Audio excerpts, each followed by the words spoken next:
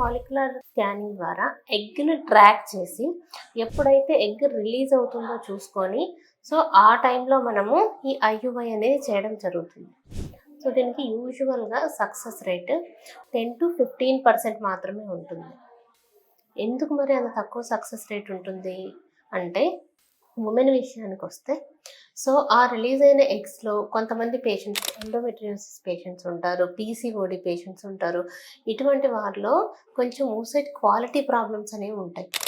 And ఇక sperm పారామీటర్స్‌కి వస్తే so motile sperms మనకి యూజువల్‌గా అరౌండ్ ఒక 30% అనేవి ఉండాలి. And morphology of the sperms కూడా బాగా ఇంపార్టెంట్. సో ఇవి 2 కరెక్ట్‌గా ఉన్నప్పుడే మనకి ఐయుఐలో సక్సెస్ రేట్ అనేది ఉంటుంది. సో ఇలా కౌంట్ కొంచెం తక్కువ ఉండడం కానీ, మార్ఫాలజీ సరిగా పోయే పేషెంట్‌లకు కూడా మనం ఐయుఐ చేసినట్లయితే మనకు ఐయుఐలో సక్సెస్ రేట్ అనేది తక్కువగా ఉంటుంది. సో మనం ఐయుఐ చేసే ట్రీట్మెంట్‌కి కొన్ని ఇండికేషన్స్ ఉంటాయి.